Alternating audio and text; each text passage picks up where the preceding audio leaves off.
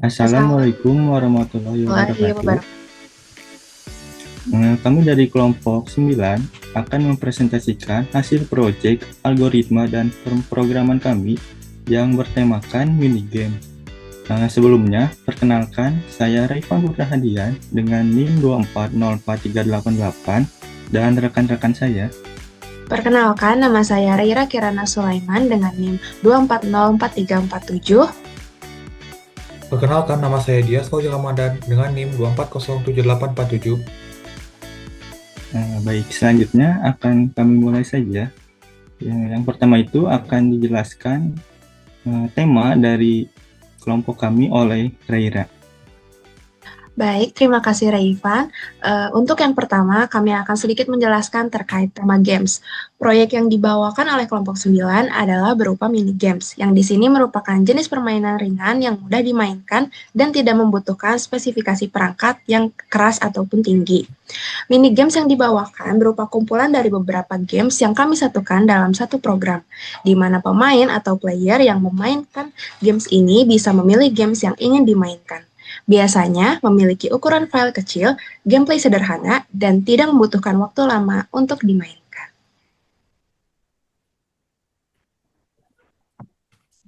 Nah, baik, selanjutnya mungkin langsung ke penjelasan tampilan program. Jadi program kami itu ada form menu utama, bisa dilihat ini. Kemudian bisa kita running dulu aja. Nah, ini tuh form utama menu games kami. Jadi kita bisa pencet button press start. Kemudian akan muncul tampilan icon dari 3 games. Jadi kami membuat 3 games. Yang pertama itu Snake, yang kedua Tic-Tac-Toe, dan yang ketiga Flappy Bird. Mungkin saya akan menjelaskan dulu yang game Snake dari alur permainan mungkin. Jadi di alur permainan itu ada di bagian guide, ada how to play.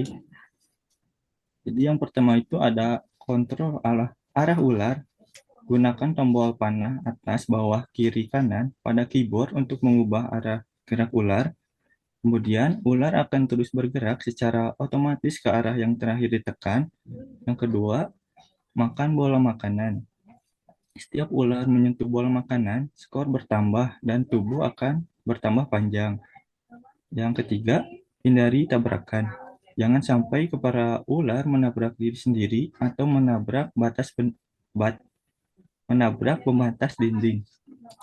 Kemudian ada rules dari game Snake ini, yaitu yang pertama itu setiap makanan yang dimakan akan menambah skor sebanyak 10 poin. Yang kedua, permainan akan berakhir jika kepala ular mengenai tubuh sendiri atau kepala ular menabrak dinding sisi manapun. Dan yang ketiga, pemain akan menang jika skor mencapai 1000 poin. Nah, selanjutnya mungkin saya akan menjelaskan coding secara singkat untuk game Snake ini.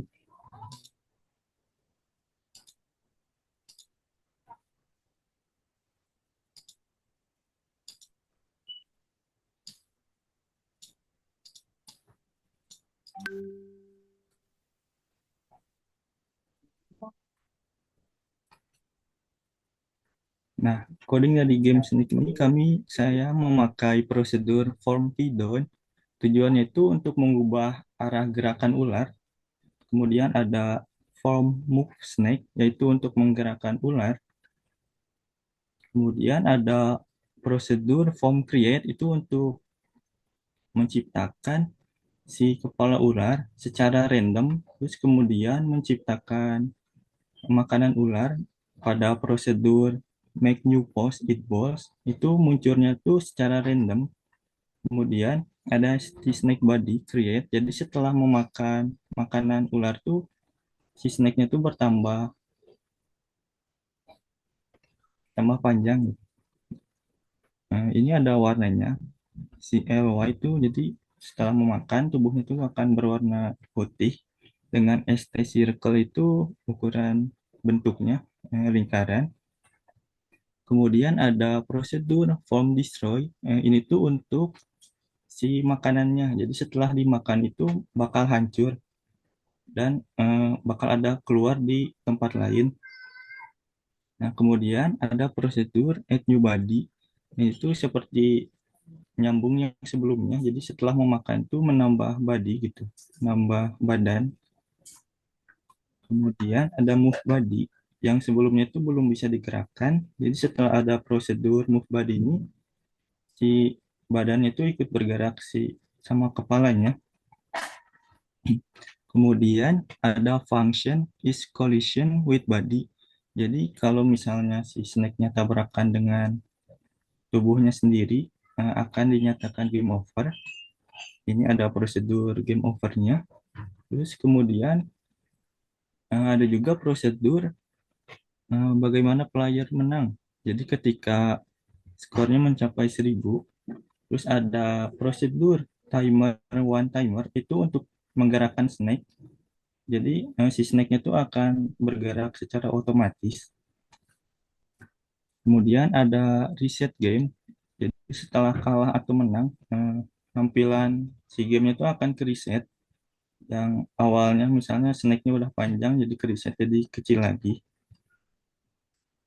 Nah, mungkin dari codingan snake cukup sekian. Selanjutnya akan demonstrasi program snake-nya. Berarti di running dulu.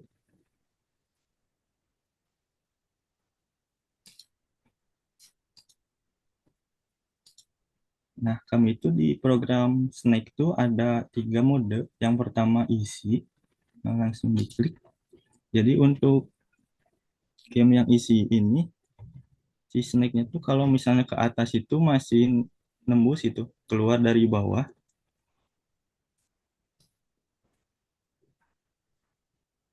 Jadi untuk cara menangnya itu harus 1.000 poin. Dan kalau menabrak diri sendiri itu akan otomatis kalah.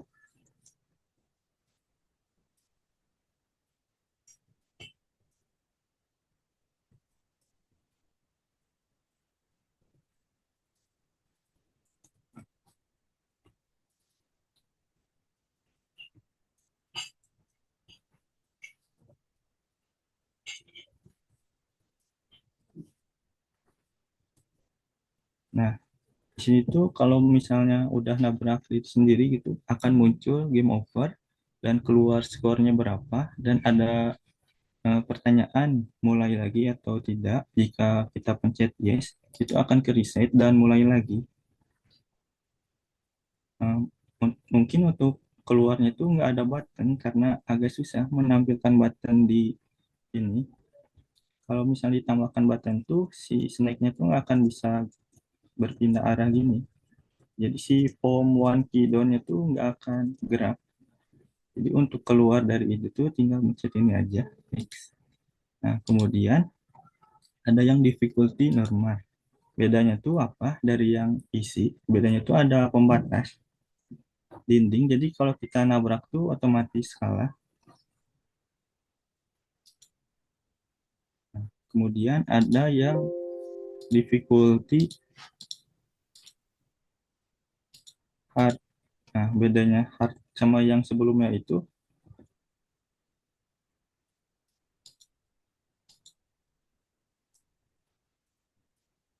cuman beda di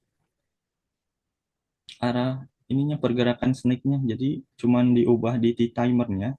Kita mengecilkan interval dari 100 ms menjadi 50 ms. Nah, akibatnya tuh si snake-nya tuh akan gerak lebih cepat.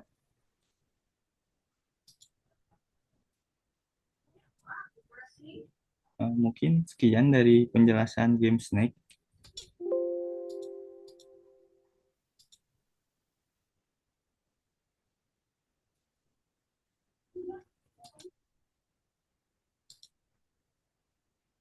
Nah, selanjutnya akan dijelaskan oleh Raila untuk mengenai game Tic-Tac-Toe. Oke, jadi di sini saya akan sedikit menjelaskan terkait gameplay Tic-Tac-Toe.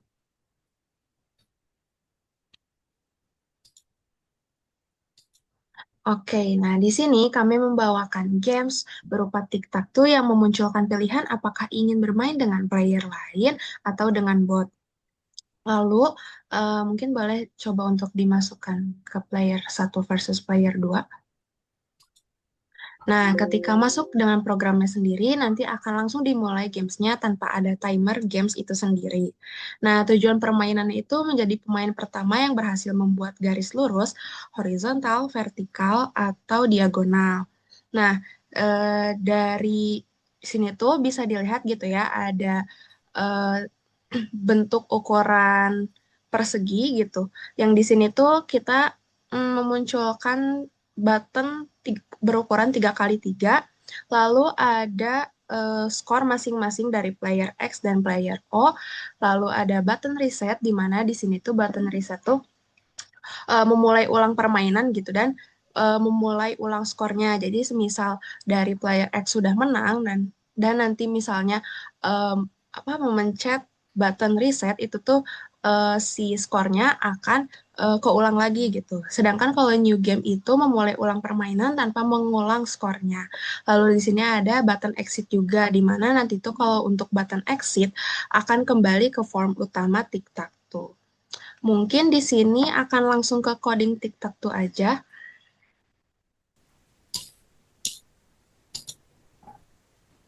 Oke. Di sini kami memunculkan beberapa prosedur baru. Yang pertama ada prosedur enable false, lalu ada prosedur scorekeeper, di mana prosedur scorekeeper ini untuk menunjukkan skor gitu ya dari setiap pemain atau player. Mungkin agak naik lagi, Rayvan, tadi belum beres. Oke, maaf. Lalu ada prosedur reset and new game, di mana di sini tuh untuk memanggil dari button reset gitu ya dan new game. Lalu ada prosedur switch player, di mana nanti kita akan bermain secara bergantian gitu. Lalu agak ke bawah sedikit, di sini kita memunculkan checker atau boolean gitu, di mana ini tuh akan menunjukkan true or false.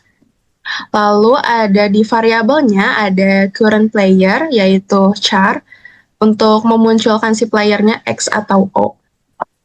Oke, agak ke bawah lagi. Nah, di sini ada form tic-tac-toe player versus player gitu.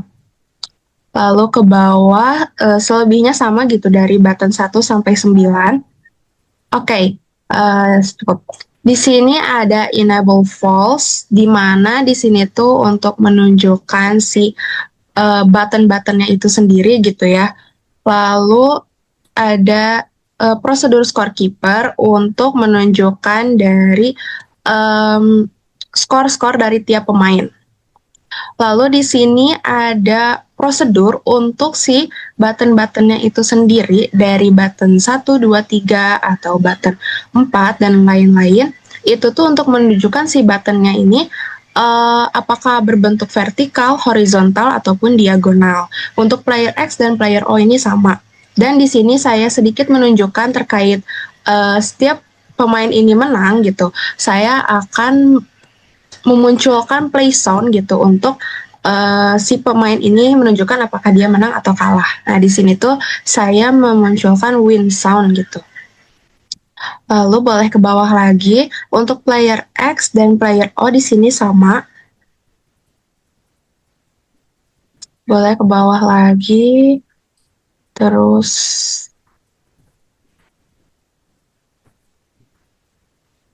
oke, cukup.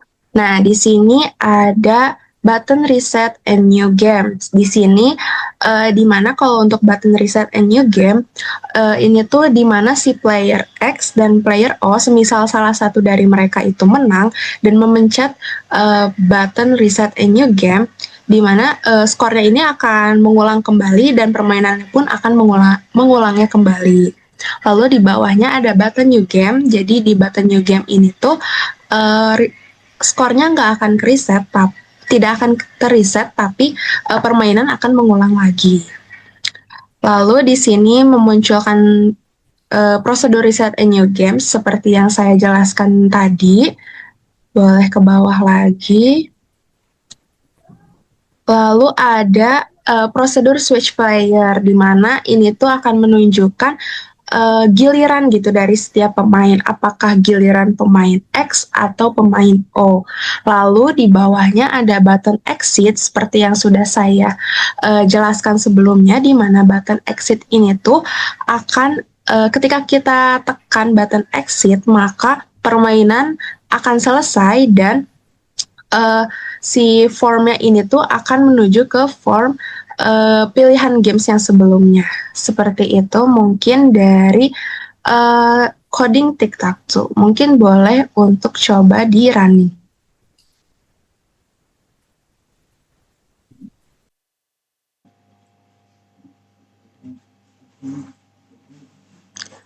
Lalu untuk permainan pertama ada player 1 versus player 2. Oke, di sini kita coba. Nah, seketika giliran X telah melakukan permainannya, maka akan bergantian dengan player O. Seperti itu. Lalu sekarang giliran player O dan player X. Nah, di sini the winner is player X dan akan muncul sound win sound gitu ya, yang sudah dijelaskan pada coding sebelumnya. Dan ketika new game, otomatis skornya ini tidak akan berubah. Skornya ini akan tetap, tetapi permainan akan dimulai kembali. Dan ketika kita reset, nah skornya ini mulai dari awal lagi. Seperti itu. Dan ketika kita tekan tombol exit, yes, akan kembali ke form menu tic-tac-toe. Seperti itu. Lalu, di sini saya akan menjelaskan terkait coding untuk pemain versus bot. Nah, untuk overall sama, prosedurnya ini ada scorekeeper, reset a new game, enable false switch player. Hanya saja kita di sini menambahkan prosedur form create dan prosedur bot move, di mana botnya ini bisa menjalankan si programnya. Untuk checkernya sama, dan untuk variabelnya juga sama, hanya di sini saya menambahkan game over untuk booleannya, karena untuk menjalankan games ini gitu dalam sistem bot ini diperlukan game over agar si skornya itu tidak bertambah 2 kali seperti itu. Nah, di sini ada bot move gitu ya, prosedur untuk bot move-nya sendiri bisa dilihat.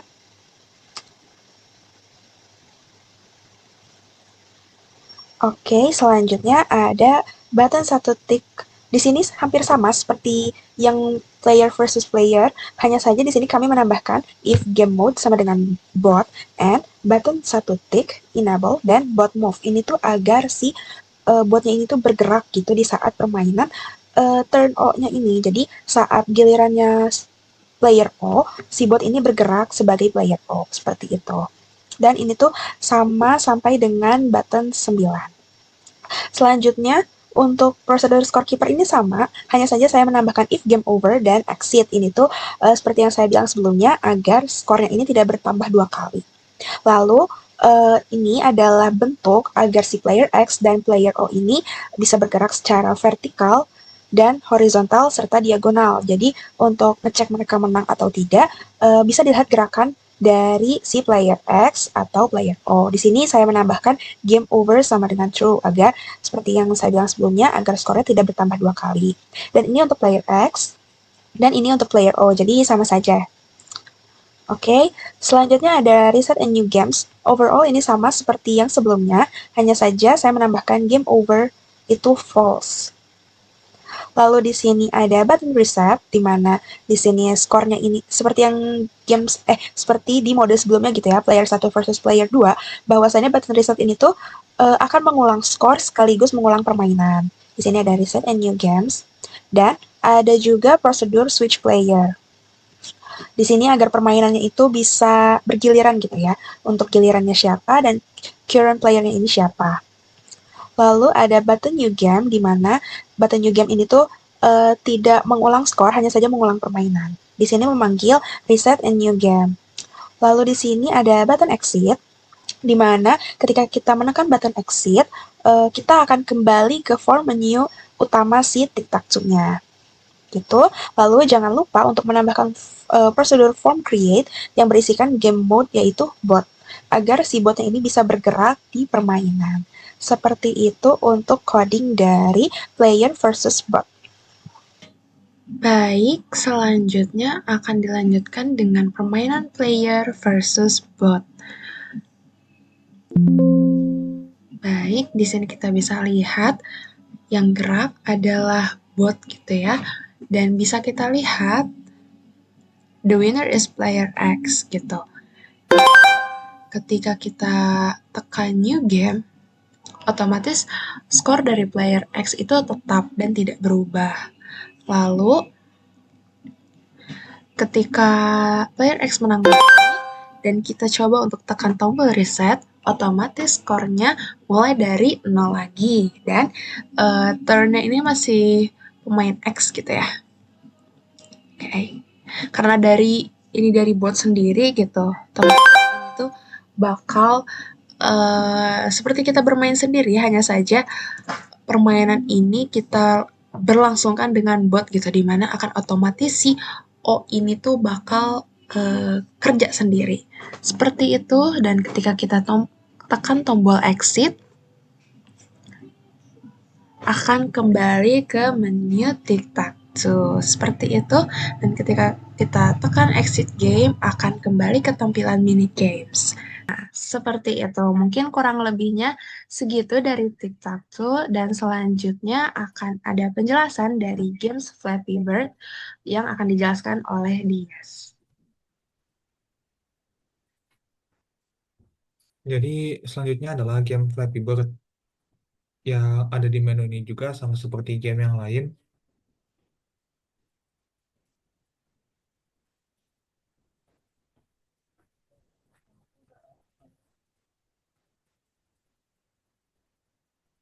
Jadi untuk saya membuat Flappy Bird, saya menggunakan use XT3CTRLS yang dimana di sana saya membuat beberapa prosedur untuk setiap bagiannya gitu, seperti kotaknya dan pipanya yang mereka bisa ada bangun yang terindependen sendiri yang awalnya bangunnya sama tetapi saya ubah agar bisa terlihat lebih unik dan juga warnanya seperti bulan. Di sini ada variabelnya.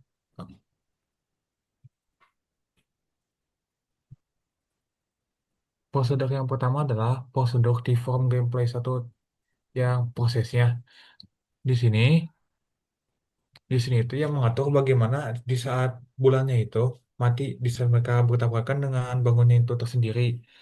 Seperti yang jalan Turdubi, Fox 1 dan 11-nya. Ini dan Fox 1 sampai Fox 11-nya itu adalah dimana kalau misalnya kita membuat sebuah panjang dari bangunan yang di randomisasi itu terhadap terbatasi oleh yang berangka 11, tetapi tetap di randomize pada akhirnya di depan-depannya juga di saat kita lihat coding yang selanjutnya bakal terlihat mengapa bisa seperti itu.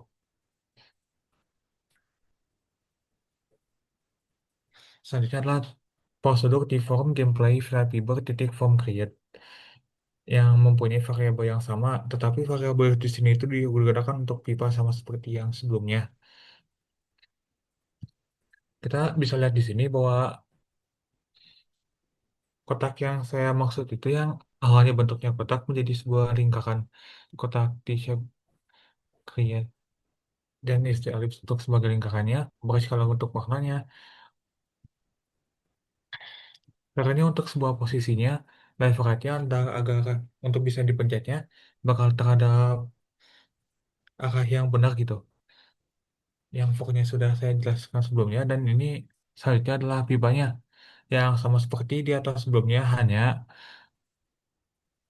perbedaannya di bagian left head dan top itu mereka hanya terfokus terhadap seperti bangunannya tersendiri gitu kayak tingginya dan bagaimana dan di randomize-nya gitu. Topnya itu adalah yang bisa membatasi dari bawahnya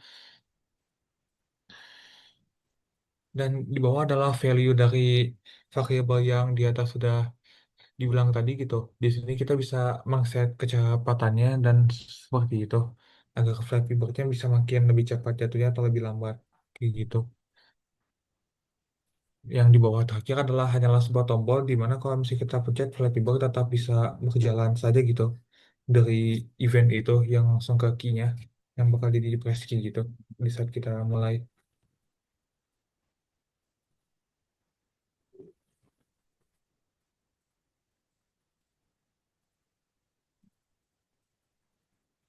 Ya,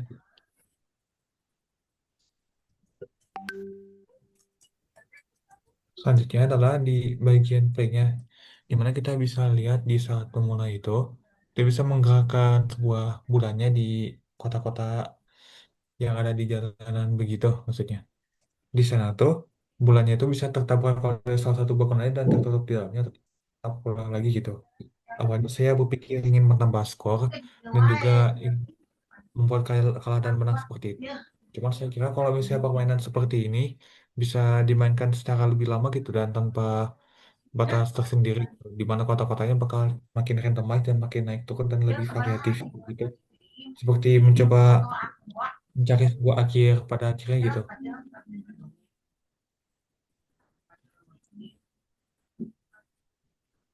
Eh, Seperti yang tadi bisa dilihat, di saat bulannya itu berjalan, kecepatannya tuh di antara 50 dan di atas lenturnya juga gitu. Hmm.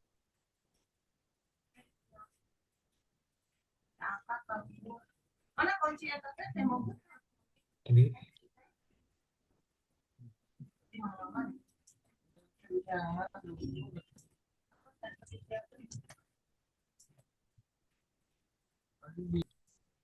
di game biasa Flappy Bird itu kita tuh mengendalikan sebuah burungnya agar tidak tertabrak oleh pipa dari atas dan pipa dari bawah untuk tidak tertabrak.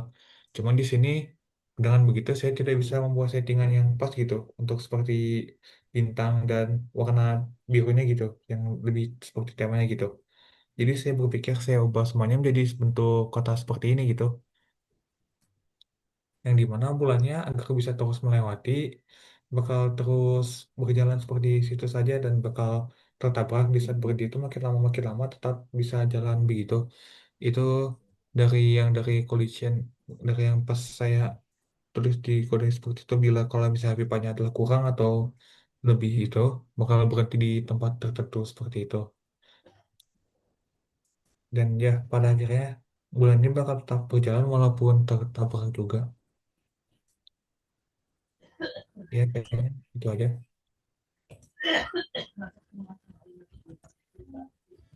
Oke, baik.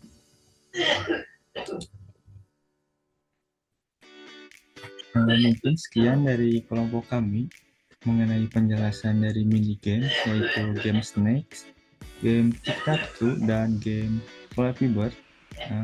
Mohon maaf apabila ada kesalahan. Wassalamualaikum warahmatullahi wabarakatuh.